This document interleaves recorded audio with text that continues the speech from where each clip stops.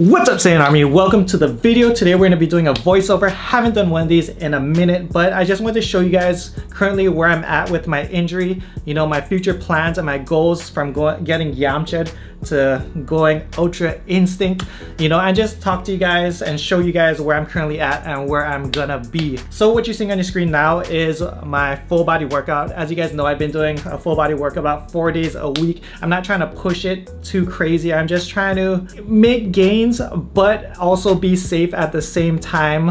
Currently, I'm a little over 8 weeks post-surgery.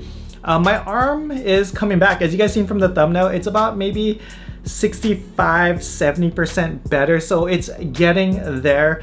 Thank God for triceps and good tricep genetics. It helps a lot. Yeah, as you guys will see later in this video, I haven't done really any direct bicep work. In this video, this is only my second time actually hitting it. Starting off this workout, we're doing hammer strength bench press. So for the past 2 weeks, I've just been doing machine bench press. Reason being is I've been staying away from unilateral exercise. I've been trying to keep everything bilateral, meaning you're using both arms at the same time. Reason being is if my left arm starts to fatigue, I want my right arm to, you know, compensate and pull the slack. If I do unilateral type exercise and my left arm starts to fatigue, I just don't want to force it and risk re-injury. I'd rather have my right arm there to pick up the slack or whatever. Even though my left arm may look strong and may look decent, it is really weak and gets fatigued really fast, and it's like strength-wise, it's nowhere near where I want to be.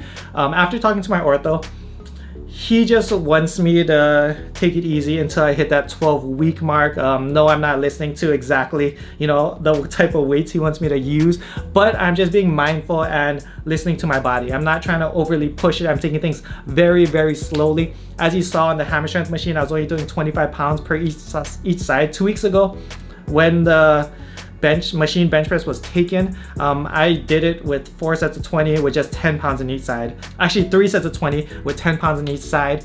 And it was only this week where I added a 4th set to all my push workouts. On my pull workouts, I'm still keeping it at 3 sets just because, like I said, I don't want to overutilize the bicep. Following that, I did lat pull downs, just hitting 3 sets of 20. Again, very light, not trying to overstimulate the bicep, but just stimulate it just a little bit. Next, we're doing some lateral raises with the dumbbells. These, I'm close to what I was doing before. I mean, I've always done it really low weight, high reps and high frequency for shoulders. I know it's my lateral head of my delts, you know, my weak point, my final form freeze of delts that I'm trying to build back up again, respond very well to high frequency, high volume. So we did 4 sets of 20 reps and we superset that with reverse flies, just keeping the rear delts there, really. Also, it doesn't bother my bicep hitting the rear delt flies.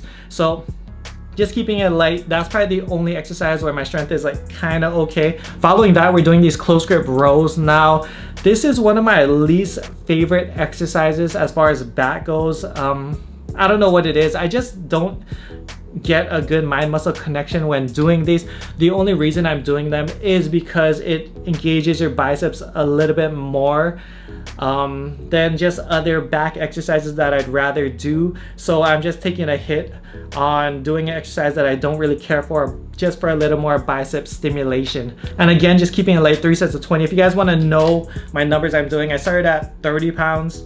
Then the following week I did 40 pounds and this week I'm doing 50 pounds. So the progress has been very slow, but I understand and I'm looking at the long game. For me personally, I don't want to kick up the weights every single workout because I probably can, but you know, the harder and the faster I push it, the closer to re-injury I can get. And right now, I'm just trying to make safe gains. And after speaking to my ortho, he explained to me that up until the 12-week mark, I can still get something called a bicep creep, which isn't really like a full tear, but you're gonna require surgery. You're injuring it all over again. And I've come too far to risk re-injury right now. So just playing it safe till I hit that 12-week mark. Here, we're finally doing some biceps, the long-awaited biceps. I'm still not doing it with a supinated grip just because I don't want all that pressure on my bicep yet, but we're doing some hammer strength and it's super light. We're doing literally 20 pounds, 3 sets of 20 reps, just really focusing on that contraction, just waking up the bicep again. Like, one of the weirdest things after going through this surgery and dealing with all this atrophy is I can now understand why people think that muscles turn into fat, because after I took off the cast, my arms are like super soft. It was just weird. Like, it's still kind of weird just grabbing like the back of my arm because it doesn't feel like my arm.